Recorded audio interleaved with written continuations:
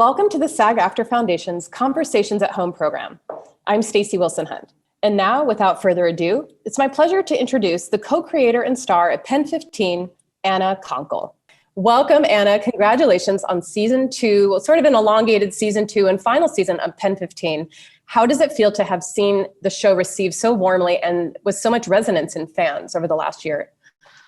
It has been, I feel like I'm just getting out of a fog in terms of the time of making PEN15. And, we chose to put so much on our plates with it of show running and acting and doing all the things. But the result was feeling like I was in a dream for years when it came out, and it was actually, watched and people liked it. And it ended up, being a little bit more than just this like tiny niche cult, fan base that we thought we would have and be lucky to have. So the whole thing has been pretty dreamy, and I'm just starting to, with a break from it, reflecting and feeling like it really happened slowly. Yeah. Of course, it probably does take some time to recover from the adrenaline, the exhaustion, and then be able to see it sort of take shape. Yeah, definitely. And, we were writing it for maybe 7 years or something maybe 5, but like in our living rooms, and wasn't waiting tables long before that. So it adds to the sort of surrealness of it all, Yeah. To have it be so out in the world when it was such a private, intimate thing between the two of you must feel just surreal to use that. Yeah. And then you add COVID to that also, and it coming out during COVID. And it's just been this, every aspect's been a little bit surreal, a lot of firsts over and over and over, So amazing. Well, before we talk about the show, I would like to learn more about you and your early life growing up in New England, because I have a feeling your childhood has shaped everything we've just seen on screen, to say the least. So you were born in Vermont and grew up in Massachusetts. Is that correct? That's right. Yep. Okay, cool. Yeah. So Wikipedia did not lie to me. Okay. For a while, it said that I was like 5 years younger than I was, but Maya was her correct age. And I was basking that for a bit, but someone figured it out. And now it's correct. They're gonna figure it out at some point. Now, I speak to a lot of actors who I would think would be sort of theatricals, kind of showbiz kids early on, and then I meet a lot of people who actually aren't like that. Where were you on that spectrum of performing? I loved theater. When we lived in Vermont, that was only until I was 7. I think I did in first grade, like a production of Cinderella and played a pumpkin, and, it was amazing, very Shakespearean now. But really, both my parents are extreme characters, more so than what you see in the show.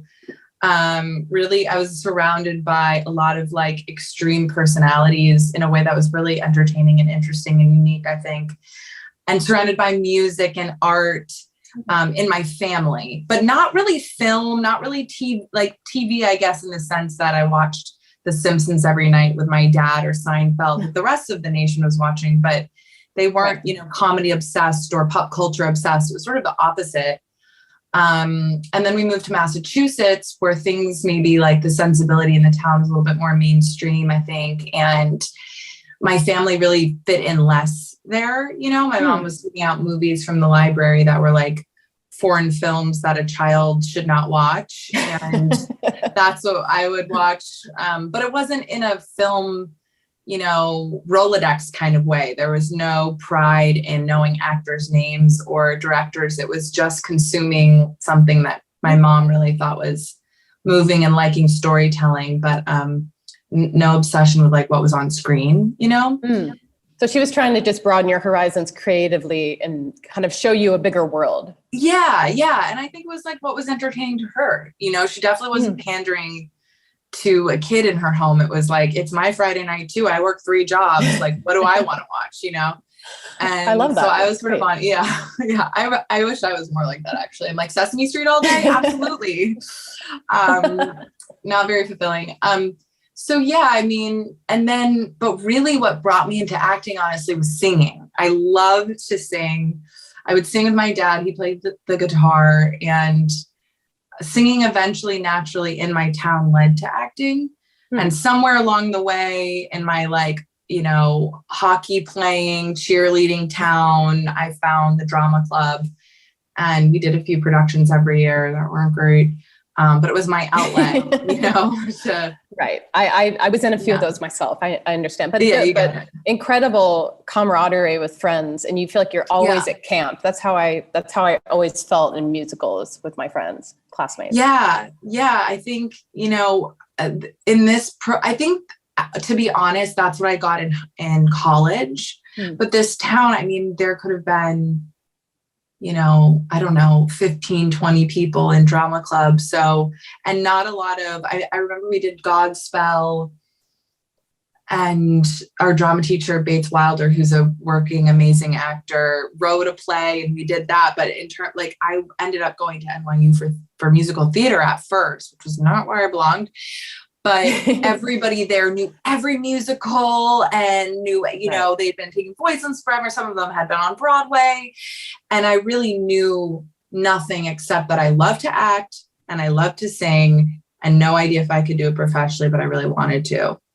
Right. But it was nice for you to have had that exposure. And then when you got to school, you can kind of figure out where you fit in the landscape, I guess. Yeah, I think that's true. I wish there was more art in my town. You know, it was you sort of were like, if I told people that I was in drama club, they'd be like, why? You know, it was so left of center, which sounds crazy.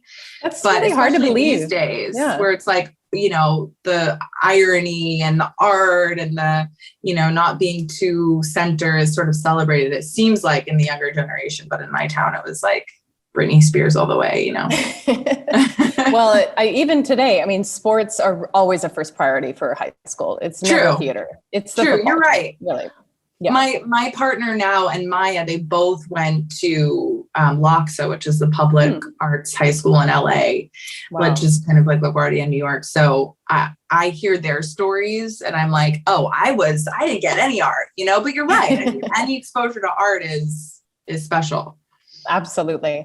And you talk about going to college. Obviously, you went to NYU, and that is where you met Maya. But you met Maya in Amsterdam. Is that true? And the two of you were abroad? So I feel like this is like the meeting of the minds of the century. What was that day like? What were your first impressions when you first met? She was really hard to get to know, to be honest. And to me, you know, again, like coming from an arts background, and her dad, she's just like had so much exposure to the world. And basically summer, I thought she was just so cool to just sound like total PEN15. And, you know, we weren't close at first. We had some mutual friends. There were maybe 25 people in the program. And, you know, we were doing like Shakespeare and Brecht and clowning and mask work and all this, you know, very theater school stuff.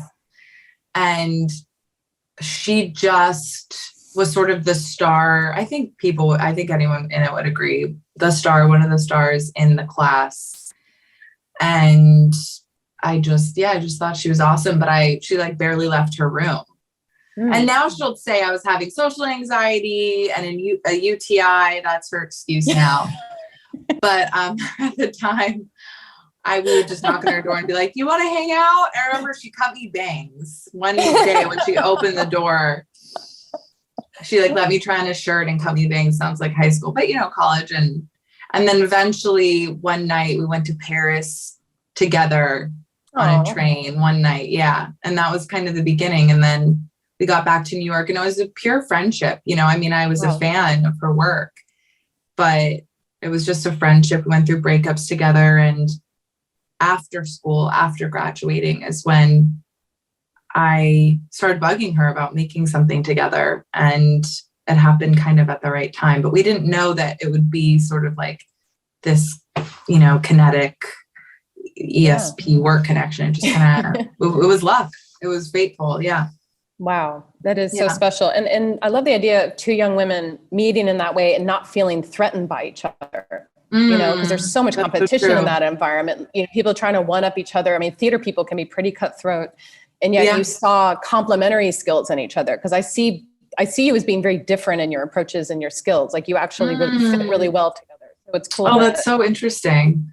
I feel like that was a sort of instinctual feeling, kind of waking up one morning after a dream kind of feeling and being like, we have to make something, and yeah. And in terms of, I think I'd be lying if I never felt, especially in college and stuff, and watching my friends that I respect and looked up to, getting work and me not, or getting represented and me not, and those things being unfortunately important.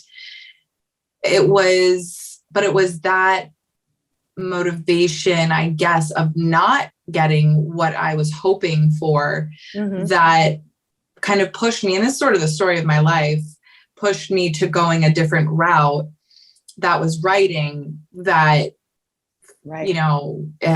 sort of changed a lot, and something that I came to like absolutely fall in love with. Well, and really you can't be a performer today and not be able to create your own content because you're so siloed. And I feel bad for performers who maybe came up at a different time, who then are so reliant on their agents calling them with acting jobs, where look at you have the skill. You don't need to rely on people, the whims of a casting director casting you in things. You can actually create your own work. It's pretty extraordinary. I mean, even, that's it's so interesting. And I can't really fathom how overwhelming that would have felt to me. But I think at the end of the day, it's an empowering lesson, because I think so many of us actors are storytellers, and that's why we're here. Right. The idea of, everybody would say like, you're going to be waiting tables forever in my town if you're acting. And on some level, I agreed with them, although I had the drive that I was like, well, just keep going, whatever. But with writing, that felt like not even a possibility of ever it just felt so not human, that your ability has to be, and I didn't see it around me, so I think at the end of the day, it's probably a really empowering, natural thing for actors to learn the, storytelling itself and working structure. And it's only helped me in acting, I think. Oh, absolutely. I imagine there's quite a synergy between the two skills. Now, when you and Maya sat down and said, okay, we're going to make something, did you have a sense of what you wanted to explore? And did this concept come to you fairly quickly, or did you noodle around for a bit trying to figure out what to tap into collectively? We had made a web series that every episode was a reject reality show that would never be made. So I'd been interning of each one in the writing department, quote unquote, which had, become all reality shows. And I didn't get to see them, but I remember them saying like, oh, that's the filing cabinet of the reality shows that we'll never make. People just send in, everyone thinks they're a star or whatever. And I was like, oh my God, the treasure in there, of stars, and no one, and, whoever thinks that they should be the star. And I'm sure there's some gold in there that they missed, but someday we'll get a peek at those files. Oh my God, that would be incredible. And so that was exciting to think like every episode can be reject reality show, and we'll get to play so many characters. And I don't think comedy had occurred to me that much, but I ended up doing someone else's web series, and Maya did someone else's, and they were both comedic. And, and thinking of writing for Maya made me want to write a comedic character. She was really the muse for comedy. I'd started writing about my family a little bit before that, but with her, it was just so funny. And so, we did that. We loved it. And then, so the next question became, if we were going to try to write a TV show, what's the ideal, if we didn't have to please anybody, if that became sort of our mantra, if we did it completely wrong, because actors, I did at least, and do spend so much of my life trying to please and wait for the applause. And that can be really toxic for creativity. Sure. So that's the mantra that I try to keep, obviously fail all the time. But, but it's the failures that create the successes. I mean, there's no I keep reminding myself. I mean, you're in good company. That's the case with everyone. Yeah, I think so. And it's so easy to feel the doubting yourself never leaves. And I thought before, doing things that I had imagined or dreamed of doing, that then I'll be happy. Then, that'll be enough. Then I'll not doubt myself. Then, and the story, it just doesn't end. As we all know, but therapy is so amazing. I'm curious. Therapy, what a gift, and what a great tool for an artist. We love it. Yeah. We all agree it's a fantastic tool. Mm-hmm. And so this is the part of the puzzle that I think most people are interested in. You have an idea. Mm-hmm. How do you get it seen? How do you, Debbie Liebling, who your producer, mm-hmm. who's a friend of mine, incredible mm-hmm. producer with an amazing pedigree of comedy in her career. How do you get something like that in front of her, in front of the Lonely Island guys? Mm-hmm. How do you even get in the room to then even have the opportunity? Yeah, I mean, my story was, and Maya's was probably not the norm. We had been out of school for, maybe 5 or 6 years. Certainly saw a lot of people before us working with representation. So we had done the web series, and that sort of led to our first agent, who's still our agent, sort of back pocket working with us and started sending us on meetings with people as creators, even though, we had just done this web series, but Girls had just come out. So the idea of being a writer, actor for yourself was, in vogue at the moment. So we were getting meetings. It's great. And it was within that time of people being like, so what's the TV idea? We were like, we gotta think of a TV idea. And then we actually had a meeting at one point with a woman who said, I forget her name, I had to find out her name, because it was so important for us, of saying, you didn't have to please anybody. What would you make? You guys made this, your web series is weird. And that's what I like. What would you make? Right. So, that, I think the other thing that helped was having a motivation like that. If you didn't have to please anybody, that was like a huge sort of filling up the gas tank, genuinely, that hadn't been there, to give the energy to keep meeting in our fucking living room every day. You know what I mean? Why keep meeting between your shifts? Nothing's happening 5 years later. Like, what are you doing? But it was enough of a motivation that was genuine to keep going. And that was very needed at that time. So anyway, we were working on, whatever we could possibly think we would need to sell something. So we were working on our treatment. We were working on a Bible that I don't think everyone ever saw. We were working on the pilot. The first pilot was maybe 60 pages. It was for a half-hour show. We brought our friends over to read it. Everybody had notes. There was 35 characters. It was not a home run. I think the blessing of having to learn a lot and be humbled over and over during that time was our taste changed. It went from something broader to getting older and going, that's not funny to me anymore. That's not interesting to me anymore. And it kept pushing us more towards this sort of Todd Solondz direction, and rediscovering over and over within our four walls that this was not only a funny subject, this was a really important subject, because we were seeing the 13-year-old story told through 13-year-olds, and it was the neutered, untrue version. And that meant not only is there a trove of content to work with that's just selfishly untapped and funny and exciting, but there's a lot of truth and trauma that's not been told, a lot. Certainly people have touched on a lot, but like in the mainstream, And so at that time, at least when we were writing it. And so, again, that was a whole nother true motivation to show up, not just to get affirmation or money or to please. It was like, okay, we can truly meet today because we think it's important. So anyway, and then eventually I started working with managers from the web series who brought the idea to Lonely Island, brought a bunch of ideas from their manager, from their firm, and they were interested in hearing more about the middle school one. So we went in, we pitched it, they became they attached, and then we pitched it to Hulu. And then Debbie didn't come actually for maybe a year or two after that. And she was a huge blessing to have attached. But yeah, it's different. Don't you think it's like every project is so different, but it always takes a long time. What you've just described sounds like a ton of work. This isn't something where you showed up in LA and overnight. I mean, this is years. We got so lucky. And you still got so lucky. This is really hard work. Yeah, it's hard work, but it felt, it's not the only thing going on, and we're, getting motivation from a lot of different places. But I think we had all been in a space as artists, which I still go in and out of like just craving validation and that you're on the right path and not getting it and being burnt out. And, you know, the key wasn't let's get more affirmation and figure out how. It was how do we like get fulfillment enough that I don't need any of your approval? And that really led to some creative growth. And also trusting your instincts that what you think is funny, others will also find funny.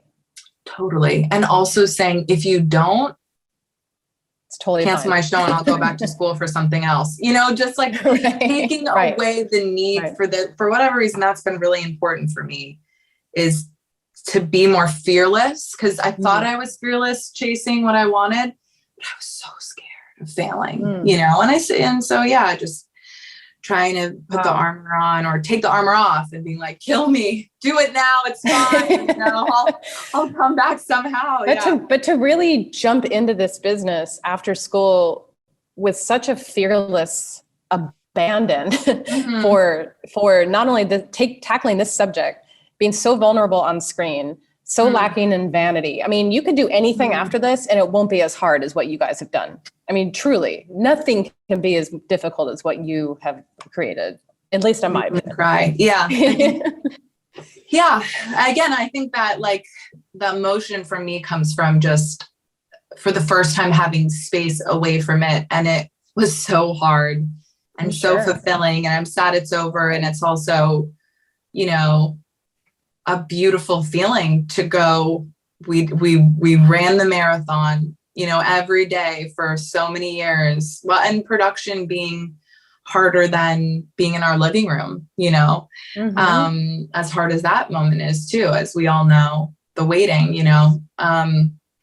And so I'm starting to feel really accomplished, but it's taken till now to start to like own that, I think. And also allow yourself a bit of self-congratulation, right? I know it's hard for people after years of struggle to say, oh my gosh, I did a good job. And relating so bad clearly with PEN15 to being the underdog.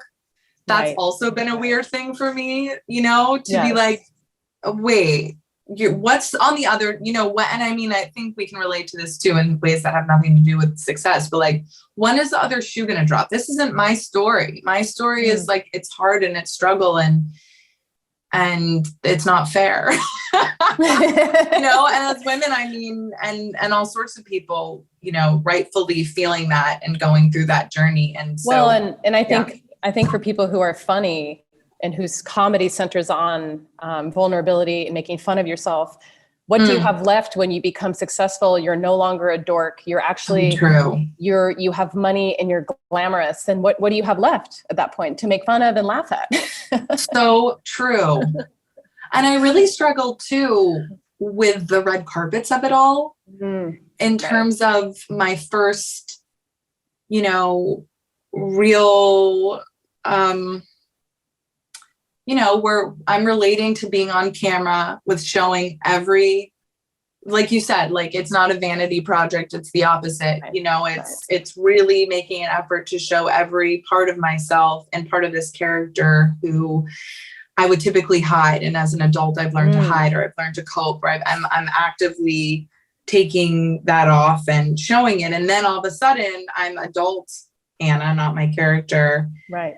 You know, and everyone's wearing designer dresses and putting on makeup and, you know, and the pressure of that and going, well, who am I in this when I'm like actively trying to reject vanity in my work because I believe in that and that's important in Hollywood. And now I'm still putting on the makeup and, you know, putting tape on my tits and, you know, doing, you know, whatever. And at the end of it going like, is this okay? Like, is this feels contradictory in a way where who am I, you know, and I'm still on that journey of figuring it out, but I'm starting to go like, I can be all of it. I'm that, and I'm this, and I'm this, and I'm that. And you can pick and choose how much you engage in that. And really you're a business person at the end of the day. You really are, you run a business, you're an artist, but you're also a businesswoman. So it's like, you can kind of dip your toe in when you want to. There's no pressure now. Yeah. So I wanted to make sure to ask you about an incredible episode in season 2, Luminaria, which you wrote and directed. Just a beautiful, I rewatched it the other day. It's just so gorgeous, where the two young women are sort of facing mortality with their cancer fundraiser walk. I know that was a hard time for you in your life. You had just experienced a loss yourself and the loss of your father, which I'm very sorry about that. Oh, thank you. How do you feel about that experience now, looking back on, which I'm sure was so difficult? Are you glad you kind of forced yourself to take on all of that at such a difficult time? And did that allow for healing in a way that maybe you wouldn't have experienced? Yeah, I mean, I think that it's a twofold answer, and it's sort of contradictory answer in that, you know, after my dad passed away, I mean, I had to be back on Tuesday to shoot, you know, and it had been a very fast process of him being well and then not well. And it was, It must like have felt you must have felt like you were just in a strange reality. Exactly. That's probably part of me feeling like a dream in these years, because everything has just been so bizarre. Right. But beautiful, you know, even in the way he passed, that it was so devastating, and this strange time of being his caretaker and then trying to like keep running the show. You know, there was so much just beauty at the end, which we were both kind of blessed with, whatever that means, but lucky for. And the going back and forth was very hard. I think, you know, if I could do it over, I would have said, I need time. I need a break. I need time off, which is so hard to ask for. And especially in so hard. cog of, I think, for anybody. And then in like the moving cogs of show making, where you're like, cool, my 2 days off or week off is going to take off $700,000 from my show budget that I've just trimmed, you know, 8 pages off to finally be under budget. And now, I mean, that's just going to add work, and then the crew won't be working. They're going to lose money, like just the amount of pressure, you know?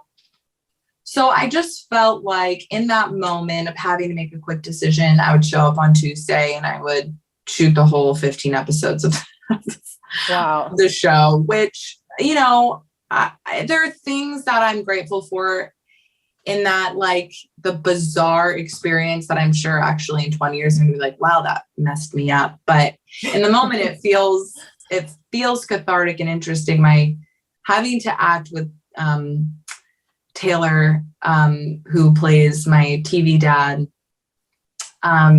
He was so incredible and understanding and loving during that time. And it was, you know, hard for me. It was like I'd come from a space of saying, I was obsessed with everything feeling like a memory. So it was like, has to be the same corduroys, and the corduroys, you know, before my dad was even sick, has to be the same corduroys, and they have to be from Goodwill because they have to feel worn, and the same car, and da-da-da. And then all of a sudden here I am, you know, a few days after he's passed, going like, and now I'm in his car, and now those are his corduroys.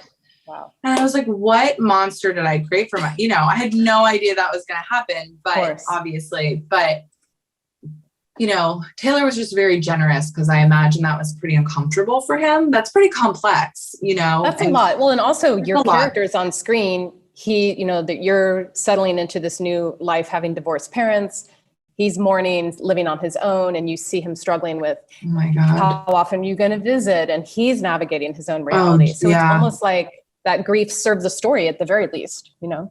Yeah, I think so. And I think, you know, at the end of the day, I don't regret it in that I had the opportunity to make this episode that was already in the works to be made, by the way, about cancer.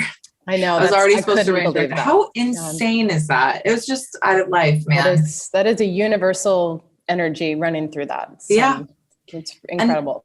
And that's where I left feeling, you know, what am I going to give this to somebody else to direct? Like, I can't, you know, and I just tried to keep him in it and sort of dedicate it to him, and have, you know, it in the spirit of, if nobody likes this, that's okay. This is for me. This is for him. This is, you know, this has meaning to us. And so that was a gift. At a time when so many people are mourning, losing people, and during the pandemic, I mean, there wasn't anyone who couldn't identify with that episode. So I think that was a real gift. Yeah. Thank you. For sure. I appreciate it. I could talk to you all day, but I do have one more question for you. Same. I'll call you later. yeah. Just DM me later. I want to know about you. Next time will be about me, Anna. Okay, great. You and Maya both. If the tables ever turn, you let me know. we'll set it up. Okay. You and Maya also, in this scope of all this craziness, both became parents early last year. And I'm wondering what you feel about parenting now, having lived through this, where you're sort of reliving your youth, you're reliving your own youthful dynamic with your parents, and now you are in that authority position to be caring for these young people. How has making the show changed the way you see parenting and also changed the way you think you'd like to parent? Because you have control over parenting styles. I think our parents didn't know that they had choices that they could make. Right. Whereas I think younger generations of parents are like, oh, I don't have to do it that way. I can actually create my own structure in this relationship. So what have you learned about how you feel about that? I think, to be honest, there's a part of me, my daughter's 1.5. So we got a lot more time to figure it out or whatever. Yes. Right. We're on this unending path of being, reflection or something like that. But I feel like, so I used to nanny and babysit. That was what, sort of waited tables and did that too. And that was sort of my career for a bit. And I've always loved that. And in that position, I felt, I was watching parents and all amazing parents, but like, oh, I like how she or he does that, but maybe I would do this differently. And, just feeling like I was learning along the way. And then I had my own daughter and it's gone, it was gone. It was just like, I thought I would have some handle on it. And, in terms of reflecting on what kind of parent I want to be, I think there's a lot of positives, but I also find myself, someone that's been sort of therapy obsessed and kind of healing my inner child and all of that, feeling a bit in my head of like all of the choices that I could make as a parent and wanting to be so careful that, I'm doing the job that I want to do for her and that, I'm doing everything that I would want and for myself. And that's too big of a task, I'm realizing as time goes on. Yes. And, and do with all the stuff that I think back to for my own life that I wish was different. I'm like, I'm okay. I'm all right. And so it turned out very well. You turned out very well. Thank you. Well, everyone's complicated. But, kind of taking that pressure off, I think is important for me. And actually I was talking to Alex, my partner, 2 nights ago about this because I was on the East Coast for the weekend and for work. And I was seeing all of the East Coast parents, which is, where I grew up. And I was like, I'm too doting. Like I'm too, somewhere along the way. And I think, and what I said to him is it feels like waiting tables to me, where on the kind of when I started doing fine dining service, thinking of what everyone needed before they even knew they needed it. Constantly anticipating. Exactly. And doing that for my daughter in a way where I'm like, wait a minute, she needs to learn to cope with not having something immediately when she went, like, what am I doing? So anyway, it's all to say, like, I'm having these constant conversations with myself, but I think if I've learned anything from PEN and really therapy and just being in this new generation of parenting, the good things to take away are, honestly, one of the biggest from season 2 was the moms episodes of the relationship that I had with my mom and what Maya has with hers, and the sort of innate conflict that there seems to be at some point growing up. Always. And I think our thesis on that was, on some level, you see each other, as a mother being like, she's basically me. And so there's the things that I don't like about myself, I'm going to project onto you, and vice versa, as the kid going like, I'm insecure about this and you do this. And so I'm not you, and, you know, leave me alone, you know, and then the huge mother-daughter fights that ensue. Of course. And so just like being aware of, she is not me. She is her own being, and Absolutely. I'm not her. And there's a piece of each other in each other. And she was made in my body, and how incredible is that? But like, she's her own being. And that's a beautiful thing that I want to try to honor as she gets older, and not like put my own baggage on her of like, why are you hunching over? Why are you holding your stomach? Why do you keep going like this to the pieces? You know, whatever insecurities I have, being like, of course. Well, and who knows when she's that age, who knows what new insecurities will exist in the world, right? Oh, geez. I know, that's the other thing. Like, that was year 2000. I could help her if she was still in that time. Now I'm like, I have no idea. Let's get through love you. Let's just get through the first few years first, right? Exactly. Yeah. Well, Anna, I want to thank you so much for your time. We could, again, clearly we can keep doing this all day, but we're so happy for you. The show is such a special gift to anyone going through a hard time, whether they be 13 or 33 or however old. So thank you to you and Maya for putting yourself out there in ways that, again, truly, I've never seen anything like it. It's really, I think it'll continue to live on for a long time. Thank you. Thanks so much. Thank you.